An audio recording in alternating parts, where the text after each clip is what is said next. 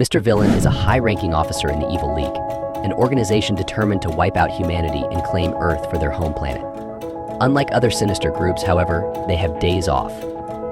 On one such day, Mr. Villain visits Wine and Zoo, where he enjoys a day of relaxation. As he joins the crowd to view the pandas, he reveals that his day off typically starts with a good meal and a visual treat. For him, watching pandas at the zoo is a favorite pastime. Children watch with confusion as he obsessively takes picture after picture of the pandas. One cheeky kid accuses him of overdoing it, but Mr. Villain ignores the comment, too engrossed in thinking about how to increase the panda population once humanity is wiped out. After snapping the pictures, he moves on, eager to distance himself from work. He avoids co-workers in public, pretending not to recognize them when they cross paths at the office later. But on this particular day, Mr. Villain must be cautious of the Rangers, those pesky humans who always oppose the Evil League. Although he respects their skills, Mr. Villain has no intention of battling them on his day off. His worst fear is realized when someone taps his shoulder. He turns to find a young man who instantly identifies him as part of the Evil League, sensing the villainous energy he emits. This man, introducing himself as Ranger Dawn Red, challenges Mr. Villain to a fight. The villain, uninterested in fighting in front of pandas, proposes a temporary truce, revealing his love for the animals. Surprised, Red admits he also likes pandas. Mr. Villain compliments his taste but quickly notices aquarium tickets in Red's hand, suspecting the Ranger is lost. Red sheepishly admits it. Mr. Villain guides him to the train station, but as Red leaves, he panics, forgetting which train to take. After a peaceful day at the zoo, Mr. Villain heads to a convenience store. Upon entering, we get a glimpse of his demeanor both on duty and off. The store clerk greets him as she restocks magazines, but he focuses on the limited edition issue that includes a panda figurine. Playing it cool, he buys a black coffee and cup noodles, but disaster strikes when he can't find his favorite red sweet potato soft serve.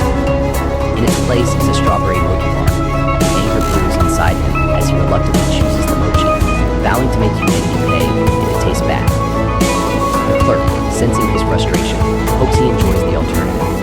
He tries the ice cream at home and, to his surprise, enjoys it, enough to consider sparing the convenience store when humanity is eventually eradicated.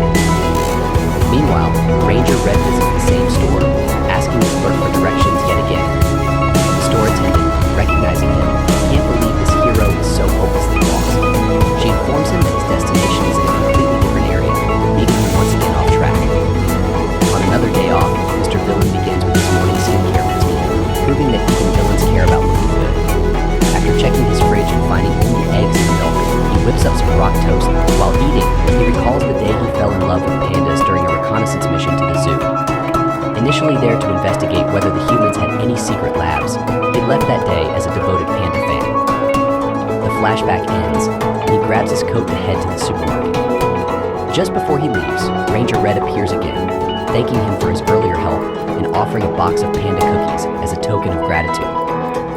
Mr. Villain tells Red that he knows the drill and takes his leave with a casual wave. Red, curious, asks if the truce is still in effect for the day. Mr. Villain heads into the shop, reminding himself that on his day off, work is strictly off limits. That evening, he reflects deeply on how much he values his time off, even adding quality sleep to his list of essentials. The most important rule for him, though, is staying as far away from work as possible. He recalls narrowly avoiding a co-worker at the supermarket and smoothly denying any connection when asked about it at work. At the moment, Mr. Villain is fuming. He had looked forward all week to enjoying a mild curry on his day off, but the shop only had the extra spicy version, which he can't handle. His rage builds, and he seems on the verge of an elimination spree. But just then, a surprise panda special airs on TV. The sheer cuteness instantly calms him down, making him remark that cuteness saved the world that day. On another day off, Mr. Villain is at the mall when two kids, Mogi and Sora, suddenly grab his coat and call him Daddy. Both parties pause, realizing the mistake. These kids' real dad seems to have vanished while on a milk run. Soon after, Mr. Villain finds himself taking them to the food court, where they ask for ice cream. When he inquires, they reveal that their parents never taught them not to accept treats from strangers. As they approach the counter, Mr. Villain insists on getting ice cream in cups, not cones, to avoid spills. The kids protest, arguing that cones are cooler. After a brief standoff, he concedes and buys them the cones they want, warning them not to drop them. shop attendant assumes Mr. Villain is their father and smiles at their interaction. The kids loudly thank him, making sure to emphasize that he's a stranger and not their dad, causing the server to freeze in dread. Mr. Villain quickly hushes them, warning them not to call him that in public. As they leave, Sora drops her ice cream and starts crying. Her brother suggests that Mr. Villain buy her a crepe to cheer her up, again loudly referring to him as Mr. Stranger, who's not our dad. This draws attention from nearby shoppers, and Mr. Villain, embarrassed, asks them to stop. After cheering Sora up with the crepe, Mr. Villain escorts the kids to the Lost Children's Center, where they part ways. He advises them to stay close to their father in the future, certain that he'll never see them again, as humanity will likely be wiped out before they grow up. Still, he promises to remember the warmth of their small hands. As Mr. Villain walks away, Mogi and Sora's demeanor changes. Mogi comments that he wasn't as evil as she expected, while Sora notes that even enemies have all kinds of personalities. They reveal they were observing Mr. Villain this time, but their next encounter will be different. Red appears, thanking them for their help. The children, impressed he made it to the Lost Children's Center by himself, tease him about his poor sense of direction. The ice cream attendant, seeing the kids leave with Red, is shocked to realize Mr. Villain wasn't their father after all. The twins mention they need to hurry home, or Blue and Pink will worry, confirming their connection to the Rangers. Meanwhile, Mr. Villain is completely absorbed by a pop-up panda fair and decides to buy all the panda merchandise. Back at Evil League HQ, a new recruit arrives, thrilled to finally be assigned to Earth and work under Mr. Villain's command. However, out of respect for his immense strength, no one dares speak his name, simply referring to him as the General.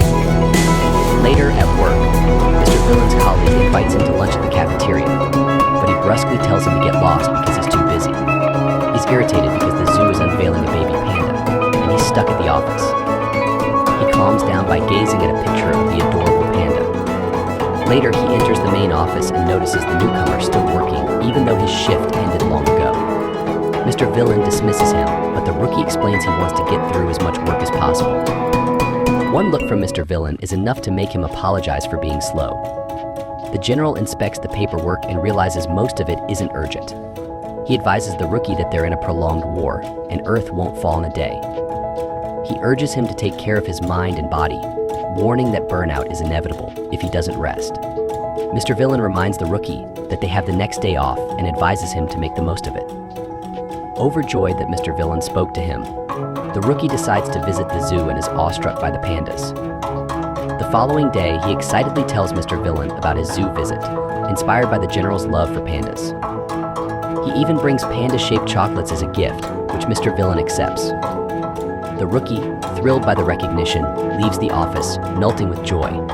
That night, Mr. Villain opens the chocolates but finds them too cute to eat. He calls humans barbaric and decides to display the chocolates around his home until they expire. One evening, Mr. Villain comes home from work utterly exhausted. As he collapses on the floor, he imagines how much better life would be if a pet panda greeted him at the door. This daydream goes deeper as he envisions a world where pandas coexist with them after humanity has been wiped out. In this utopia, he'd do all kinds of activities with pandas, like playing video games. It may seem absurd, but to him, it is perfect. The next morning, he wakes up still lying on the floor, feeling reinvigorated by this vision of a panda-filled future, and his resolve to annihilate humanity strengthens once again. Later, Mr. Villain heads to the zoo after hearing that the popular consensus claims pandas have white tails. He's skeptical since their ears and limbs are black and doubts this claim. Using this curiosity as an excuse, he buys an annual zoo pass. Determined to confirm the panda's tail color, he waits at the panda enclosure for 3 hours, alongside a kid who's just as curious. When they finally see the tail and confirm it is indeed white, the two share a victorious fist bump, celebrating their patience. At the petting zoo later, Mr. Villain encounters the same kid, who teaches him how to handle rabbits properly, revealing his dream of becoming a vet. The following day, back at work, the rookie passes by Mr. Villain's office, assuming from his intense expression that he's plotting how to destroy humanity. In reality, Mr. Villain is deeply absorbed in thinking about how to convince the team to allow rabbits in the office. On another day off, while Mr. Villain is heading home from the shop, he runs into Red. As usual, Red tries to engage him in a fight, but Mr. Villain refuses. He's off duty and holding eggs for a dish he plans to cook.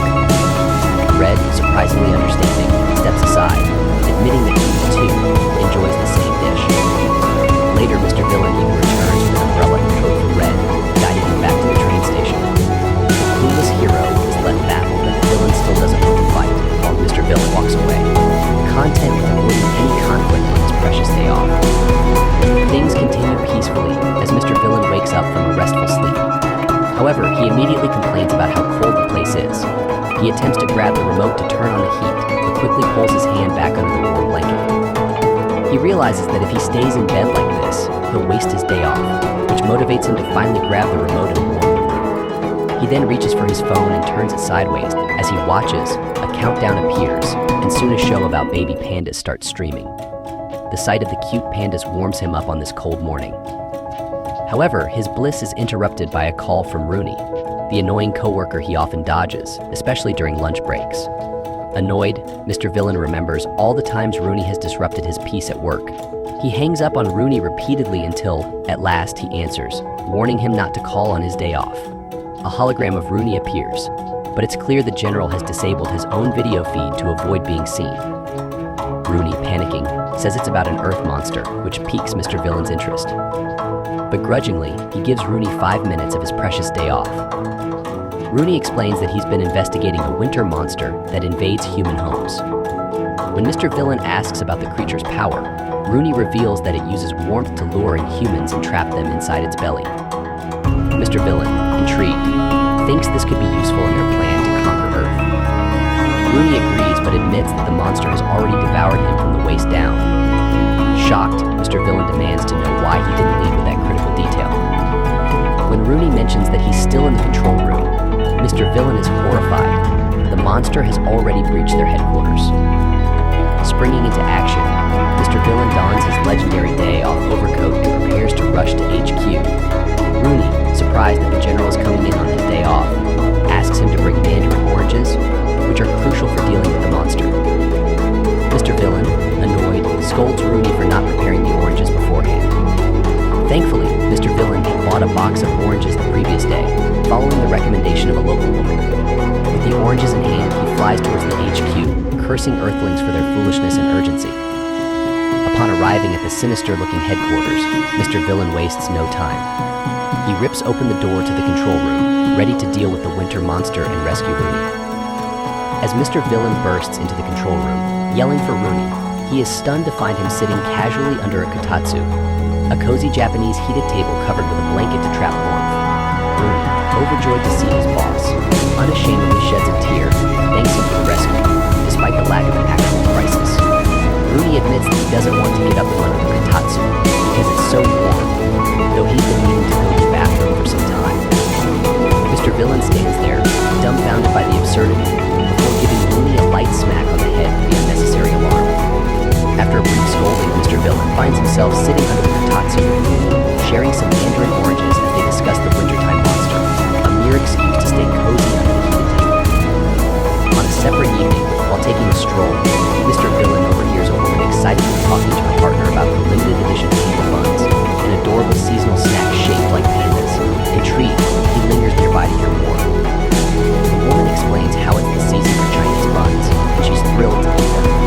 However, she carefully splits one of the panda buns with her partner, saying she doesn't want to overindulge. Little do they know, splitting the panda bun is a grievous offense to Mr. Villain, who watches in silent horror as the meaty insides of the bun are revealed. Later, he goes to the convenience store and stares at the display of panda buns, haunted by the image of the bun being torn apart. The store attendant, noticing his interest, cheerfully informs him that the panda buns are a limited edition treat, extra juicy this season. She admits that it's a shame to eat something so cute, but they're undeniably delicious. Mr. Villain, appreciating her understanding, leaves the store, determined to muster the courage to finally eat one. After several days of bun-eating training, where Mr. Villain tries every kind of bun, original meat, pizza, and various other flavors, the day arrives when he's finally ready to face the panda bun. He goes to the store, only to discover they've been discontinued. Devastated, he leaves empty-handed, learning the harsh reality of limited edition items. On another day off, after visiting the zoo, he discovers packs of meat buns in the frozen section of the supermarket. Overjoyed, especially with the fact that it's a 4-pack, he grabs them, knowing they'll be his breakfast the next morning. As he leaves, women nearby look at him in confusion as he gives a menacing smile, clearly thrilled with his purchase. The next morning, Mr. Villain carefully follows the instructions to prepare the buns, dampening them and wrapping them on a plate. He places them in the microwave for a minute and stretches while they heat up. When the timer rings, he opens the door, only to find the bun completely flattened. He falls to the floor in despair, horrified by the outcome, but still acknowledges that the flavor is good. Meanwhile, at Ranger HQ, Red faces the same problem. He's devastated when his own bun comes out flattened, leading to a humorous exchange where Sora explains that wrapping it too tightly creates a vacuum, causing the bun to collapse. Feeling guilty after her speech about the bun wanting to stay fluffy, Red breaks down in tears. Back in Mr. Villain's world, after getting himself a special dumpling-making container to ensure perfectly fluffy buns, he is thrilled with the results. However, the winter weather takes its toll on him emotionally. As snow covers the area, he spots some kids making a snow bunny. Once they run off, he sneaks in and builds an even bigger one next to it. But when he can't bear to leave it outside, he takes it home and places it in the fridge. Over the next few days, Mr. Villain checks on the snow bunny as it slowly melts, each time looking worse. Today it finally melts entirely. He arrives at work in a foul mood, much to the confusion of Luna and the rookie. On another relaxing day off, Mr. Villain enjoys walking through town, soaking in the holiday atmosphere, all while paying tribute to the snow bunny in his thoughts. He later makes his way to the zoo for a calming visit to his favorite pandas. On the way, he encounters an elderly man struggling to climb the longest staircase in the world. Mr. Villain, despite his usual villainous demeanor, offers to help, carrying the man's belongings to lighten his load. Noticing the old man still struggling, Mr. Villain offers to carry him the rest of the way. When they finally reach the top, the old man, deeply appreciative, pats Mr. Villain on the back and compliments him, saying, "You're a good boy." Mr. Villain, though stoic, feels a sense of warmth from the encounter, realizing that even a villain can have moments of kindness. Mr. Villain, after helping the elderly man up the long staircase, is asked if he'd be willing to lend a hand again in the future. Without hesitation, Mr. Villain agrees, not knowing exactly what he'd be asked to do but feeling a sense of duty. He sets the old man down gently once they reach the top, and the senior waves goodbye. As he walks away, Mr. Villain ponders the fleeting nature of human life. He suspects the old man might have mistaken him for his grandson, and seeing him in such a vulnerable state leaves him contemplative, reminding him how fragile humans are. That night, Mr. Villain drifts off to sleep counting pandas. In his dreams, the old man reappears, but this time reveals himself to be Santa Claus. Taking Mr. Villain up on his offer to help, Santa brings him along to assist with the preparation for delivering gifts to children around the world. Mr. Villain wakes up the next morning with sore muscles and wonders if his dream was real, as it oddly felt like he had been doing hard labor. Despite his confusion, the day is special to him because it's Christmas, but more importantly, it's his day off. Meanwhile, a young salaryman, weary from another grueling day at work, stumbles into the convenience store like a zombie. Recently entering the workforce, he had imagined his life would be filled with late-night outings and fun activities, but the brutal reality of adult responsibilities has worn him down. On his day off, instead of going to the gym or hanging out with friends, he finds himself stuck at home doing laundry, just to ensure he has clean underwear. The guy sulks as he picks up a ready-made meal, realizing how expensive this habit is, but he feels too tired to cook for himself. As he mindlessly makes his way through the store, he spots Mr. Villain, grinding his teeth while staring at something with an intense gaze. The salaryman turns pale, thinking that this dangerous-looking man must be one of those stereotypically dangerous people who live downtown. He decides to keep his distance. However, he's taken aback when the mood changes as a store attendant approaches Mr. Villain. The salaryman listens in on their conversation, shocked to hear the general expresses disappointment that the Chinese buns have been discontinued. The attendant apologizes, knowing that the buns were his favorite after-work treat. Listening to the exchange causes a paradigm shift in the salaryman's mind. He sees how even someone like Mr. Villain rewards himself for hard work. Inspired, the young man decides to treat himself as well, picking up some pudding on the way out. Later, the more cheerful salaryman returns to the store after another tough day. He chats with the store attendant just as Mr. Villain had and purchases her recommended items. He learns that earlier in the day Mr. Villain had been there and had bought cherry blossom flavored tea. The salaryman walks through the park afterward, admiring the cherry blossoms as their petals fall around him. He picks one up and tastes it, wondering if it matches the flavor of the tea. He gives no verdict, simply carrying on with his walk.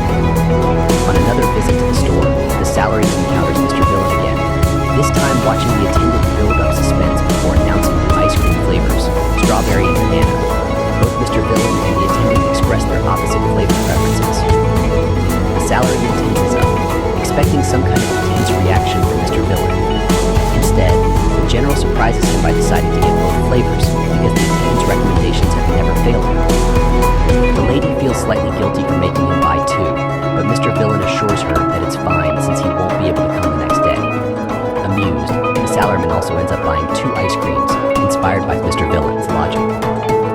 As the general walks home, pondering which flavor to try first, he isn't in a rush since the following day is his day off. Deciding to treat himself further, Mr. Villain visits a local cafe known for its intricate latte art. Upon entering the tranquil shop, the barista greets him with a cool welcome. Mr. Villain takes a seat next to the only other customer and is captivated by an unusual contraption behind the counter. Startled, he speculates that it's some kind of experimental device. The barista, noticing his interest, explains that it's a siphon coffee maker, a method the shop prefers for brewing their coffee. Mr. Villain, watching the process in action, can't hide his amazement and gives an exaggerated reaction to the brewing technique. The barista smiles, explaining that while regular coffee brewing is nice, the siphon method is a unique experience they like to offer to their customers. Mr. Villain nods, fascinated by this new discovery. Mr. Villain, excited to discover that there are multiple ways to brew coffee, gets startled by the loud milk steamer. He can't fathom why it takes so much noise for just 1 cup of coffee. His tension eases when the barista presents his drink, a panda-decorated latte, and urges him to savor it slowly.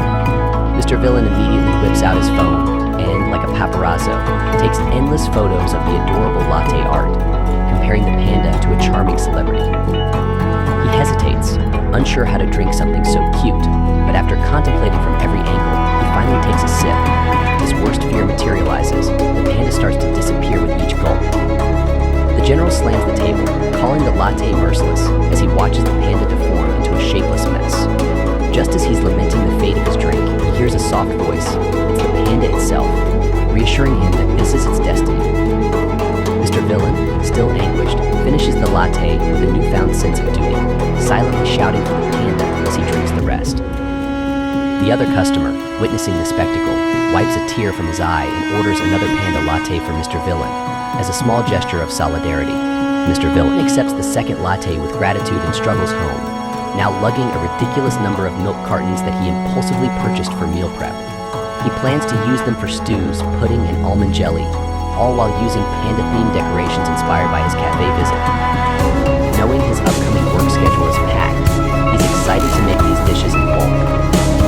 When he reaches the stairs leading to his apartment, it feels like he's about to embark on an epic climb. With each step, the bags cut into his shoulders, but the thought of the delicious stew awaiting him fuels his determination. His muscles scream for rest, but his iron will carries him to the top, victorious. As he revels in a small triumph, a neighbor passing by gives him a confused look, but they exchange polite greetings as if nothing unusual had happened. One night, after a field operation, Mr. Villain engages in an intense battle with the Red Ranger. Dodging punches, he barely survives the fight. The next day is his day off. He heads out to enjoy the cherry blossoms. Unfortunately, the flowers have already fallen, much to his disappointment. What's worse is that he packed a lunch, hoping for a scenic picnic as suggested by a news broadcast. In the park, he spots a little girl collecting fallen petals. She stares at him for a moment before reaching for one of his rice cakes. Mr. Villain lets her have one, scolding her lightly for taking food from strangers. As she devours the rice cake, he sees how hungry she is and tells her to eat as much as she likes. He facepalms, joking that he might just have to wipe out humanity for this. She happily grabs another rice cake after getting his permission. The girl asks if he came to see the blossoms, and he admits that he arrived too late. As she finishes eating, she holds out her hands, causing the petals to fly back to the trees, triggering a brief return of the blossoms. The general is amazed by the sight, enchanted by the short-lived beauty of the cherry blossoms, which is unlike anything from his home planet, where flowers stay until they wither.